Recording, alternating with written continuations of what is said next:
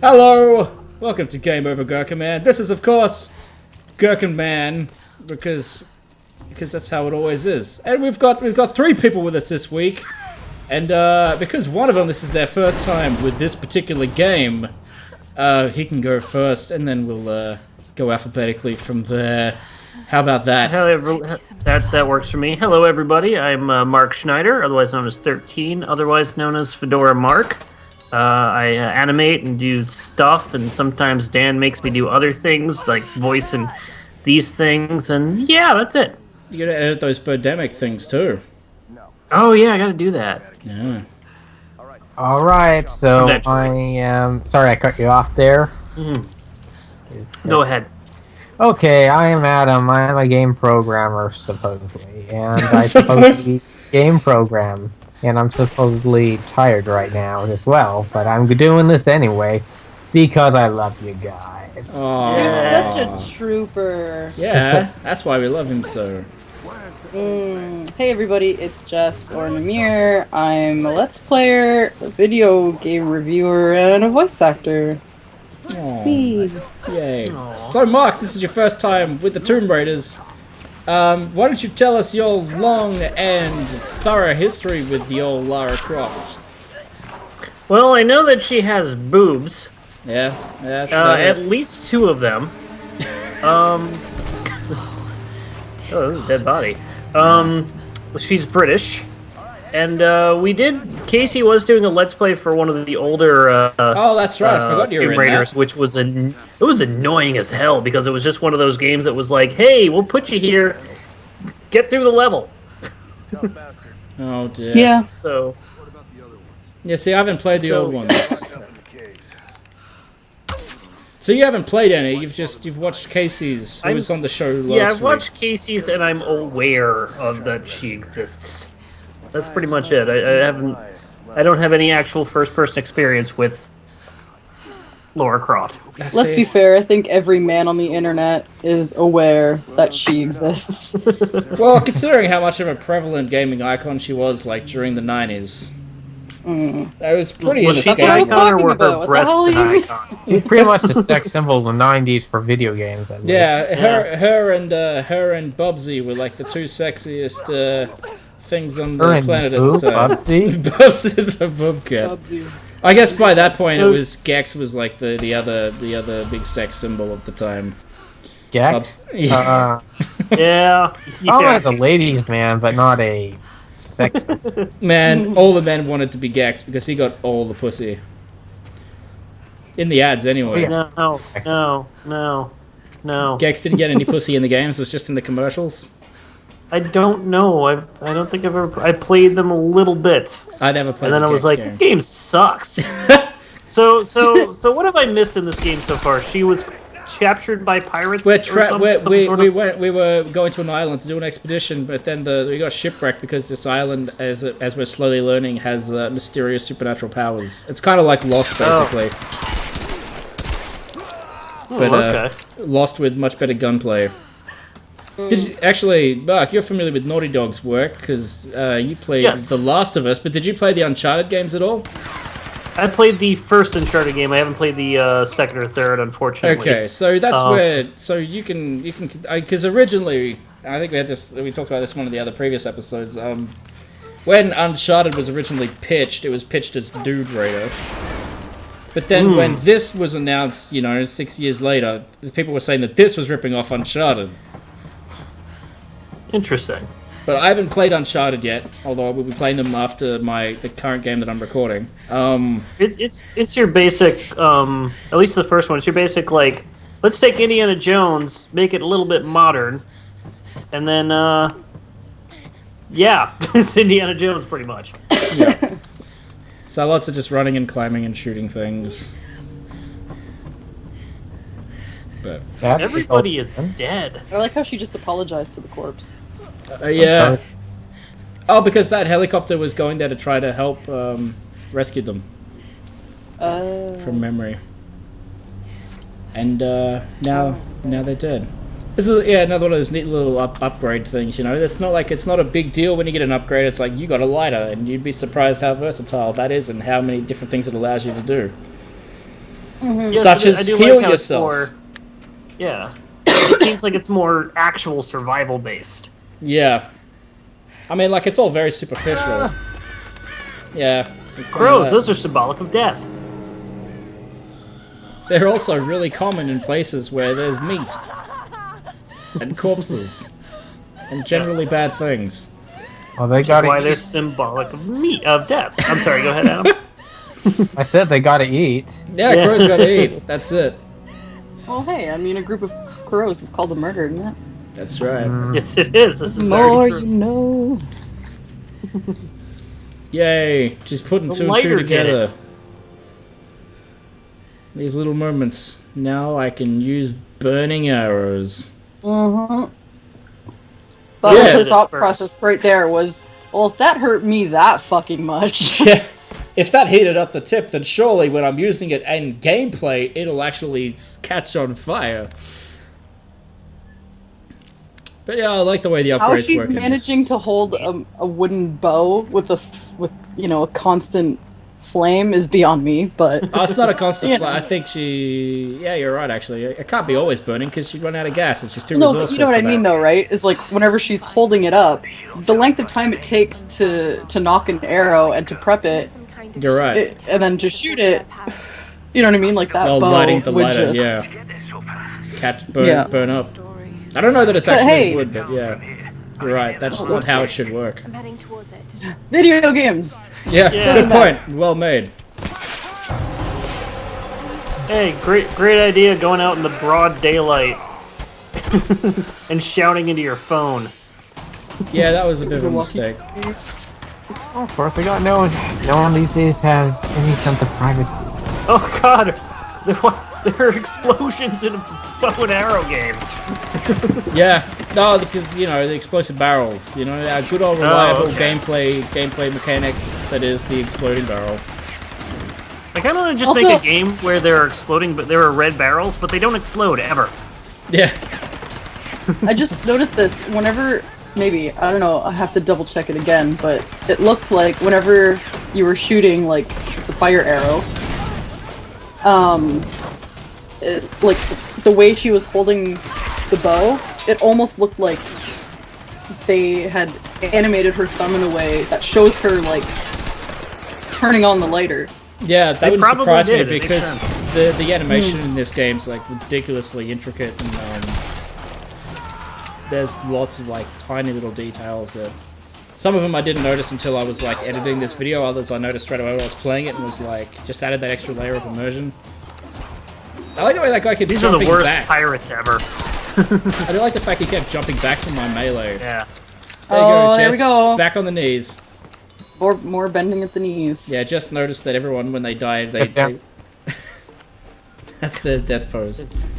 They're motion captured. Well, here's a question You for you, say Mark. like telling a ghost story at a campfire. Oh, campfire! It's like Dark Souls. Campfires is where you do your stuff.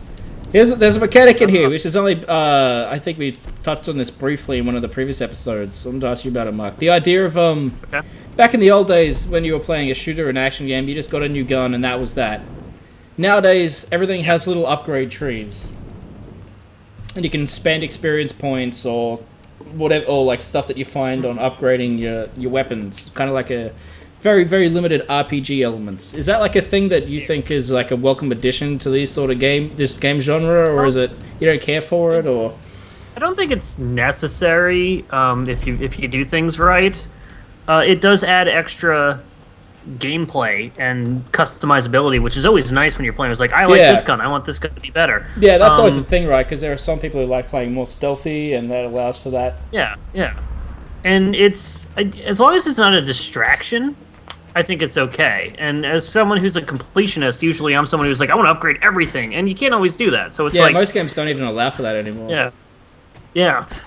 Last of Us had that as well, and it was very minor, but it was still enough to. I imagine that being a survival-based game though, that would have been more of a almost like a you choose how you survive. So each decision's really important. It's with in Last of Us. It's not that. that upgrading is like this big thing. It's usually just things like you can get more ammo or okay. Yeah, it's nothing like your gun is now super pimped and whatever. No, your gun is better than it was before because it hold another 3 clips or whatever. Yeah. So it was very fitting for that, and you'll see once you play that game. This seems like, and I just want to comment on this game. I like the detail in this game already. Like this is the first I've ever seen of any gameplay of this game, and it really does feel like a survival game more than just a shooter. Yeah, it does. It's a really nice balance. I've recommended. I could easily recommend. I've said it a few times on the show now. This was my favorite game of last year. Like, if someone said, choose between playing through this again or playing through GTA 5 again, I'd pick this hands down. As much as I love GTA 5, I just felt like I think I had more fun even though there's less to do. Just because, I don't know, everything just felt so tight in this. Hit the guy, jeez. That gun's kickback's really hard to manage until you get it upgraded, so there's less kickback. That's one of the things too, because she's not like trained in any like weapon usage or anything. So when you get a new gun, you like suck with it. Especially powerful weapons like that. But, Headshot. yeah, you still get those. I like knowing I've got a headshot. I like the little thing to notify me. It's like, hey, congratulations, that guy's brains just went everywhere. I'd hate to get a headshot and not know about it. I'd be like, oh. I guess it wasn't that great of it. You're right. They're all in the exact same pose. I'll never be able to. I can't play this game anymore, Jess. It's it's ruined. I'm sorry. How are the colors in the game? Everything looks very brown now, but it's a shanty town, so it's probably supposed to be that way. They're really green forests. There are like areas that are underground, like caves and caverns that are like really red with like molten lava and stuff. Like it's got like there are snowy mountains. It's got a really diverse color palette. But yeah, this place is very brown because it's dirty and gross. Okay. But because it like moves along at a really brisk pace as well. Like you never get tired of being in the same environment. It's always shifting. Like last episode, Jess, before I ended up doing my little skydiving trip through the pine forest. That was where were we? Oh, we were up in this. We were up in the mountains, and it was really windy, and there was just like sand getting blasted everywhere, and it was Oh, that's cool. Yeah. This is a huge shanty town, I'll have to say. It is. For a bunch of pirates on a deserted island. How you? Oh, I think we've had this discussion before, Adam, about the way there's too much brown in video games these days. Yeah. We had that discussion, I think, when we were playing Wind Waker, and how refreshing it was to have such a colorful... And we were talking about it on Duke Nukem as well. Well, yeah, Duke Nukem was our most consistent complaint, was just how boring everything looked. Yeah. That game had no visual flair ever, period. I almost bought... That game had no flair, period. Yeah, you're right. There's nothing positive to say about that game. What the... She can jump and then in the air switch direction? What is this, a platformer? It's Super Mario. Super Mario Tomb Raider edition. It has different air velocity. That's something that we brought up too, Mark. I don't know how you feel about this. Like, if we could, like, if Nintendo said, hey, how do you want your next Zelda to be? I think there was like 4 or 5 of us all said, yeah, let's have the next Zelda be this. Not the gun, not the guns and things, but the. I guess you haven't seen a lot of the exploration and stuff. It was funny too because we were watching a bit yesterday where Jess was here for that, where we got the ability to climb rock walls. And how quickly you climb them. And I remember back in Twilight Princess when you were climbing rock walls, and it was like climbing the vines, and it took like 10 minutes to move a couple of meters, and it was just like the most arduous and most painful. Guys really need to learn to stop standing around like red barrels explode. Guys, don't seriously, everybody knows that. Those. I do love watching the burning bodies falling everywhere. It looks like this game has a mix of ragdoll and pre-programmed like deaths. Because if all the guys are falling on their knees. Can you switch the gun angle to be over the other shoulder? Because a lot of yes, you can. third-person shooters do that this day. Okay. Yeah, you can, but I never really felt the need to. I don't know if it's like an actual thing that helps with tactics much. It does in some really minor cases I've found in some games, but for the most part, I just stick to this. Like I thought that might have been for left-handed people actually. That's what I always assumed that was for. For some games, I find it's good when you're in cover and you wanna turn around. Like I really started to notice it when I played Metal Gear Solid 4. That was the first game I really noticed that had a big effect. I was trying to remember what I was playing. Gears does it automatically. Yeah. Yeah, Gears has it too, but they do it automatically, so it really kind of works. Oh, I jumped off! Oh, Gears is the bread and butter of the third-person shooter genre, I guess. New studio's got that now. That was hilarious how, like, not that I care that Microsoft bought the rights to Gears of War, because, I mean, you know, that was their game to begin with when they bought it. They got Epic to do it, but I thought it was funny that was it Blacktooth, Black Tusk Studios was founded to make new games for the Xbox, for the Xbone, and then Microsoft kind of come up to them the other day and just said, "Hey guys, cancel everything. You're doing Gears now because we bought it, and you guys are making it. Okay, thanks. Bye." So what is this mode? Loves to cancel games just because. Yeah. Even if there's months of work put into it. They're the Fox of video games. Mark, that mode it's just called not detective mode. I think it's just like observation mode. Like it heightens her sense of like observation. So if you can't work out a puzzle, the option's there to press that, and it shows you what can be interacted with, but it doesn't specify what you should interact with. Okay. And it helps you find like hidden collectibles and stuff like that. Okay, that makes sense. It's jammed. Guess I'll have to climb over it. Here's me working out a puzzle. With an arrow. Well, you'll see well, I do work it out eventually. Once I work out that stuff can be burnt. Well, the thing on the right side said it. Yeah, well, there's also that.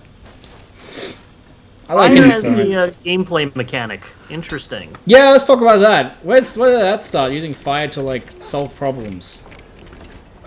It kind of puts you back in like she has her she's in her basic element, and what happens when you're in survival mode in like a deserted island? First thing you have to do is make fire. Yeah, I'm just trying to think of like it's the earliest I remember using fire to solve a puzzle in a game was probably Ocarina of Time. There's like the spider webs.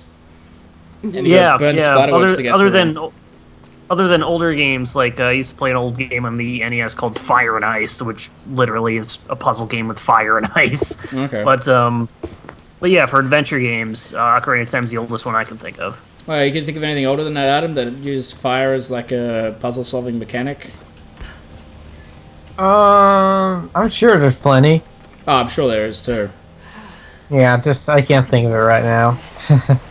BS excuse. They like killing people. Yeah, these guys are messed up. Leaving their bodies everywhere. Well, you leave their bodies there as kind of like a warning, you know, if you do the wrong thing, your ass is grass. Over their water supply, that's great. Yeah. Oh, that was quite funny. Ah! Yeah. So nice.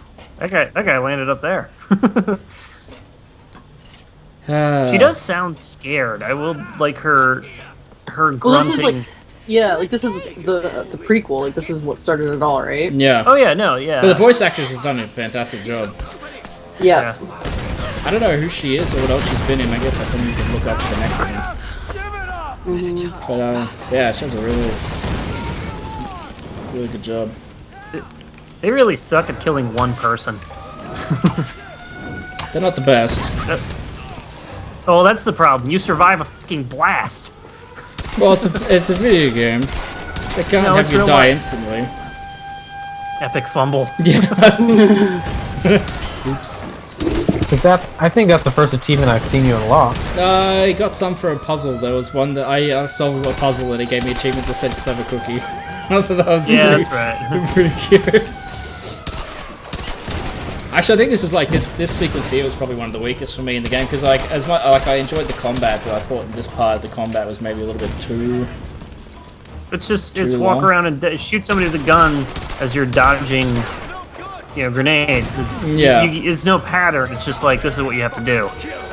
Yeah, like later on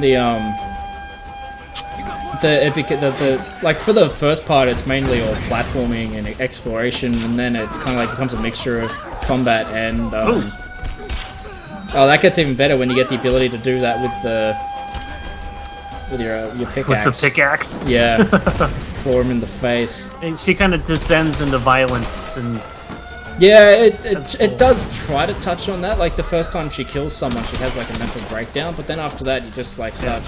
It's like you get the game gives you back control, and then you just capping everybody, and it's just like, all right. But yeah, it's definitely kind of touched on it. It certainly didn't do anywhere near as good a job of like the descent into violence as Spec Ops did, but it tried. It tried to do something that most AAA games wouldn't try doing. Yeah, that's the nice thing. It's trying.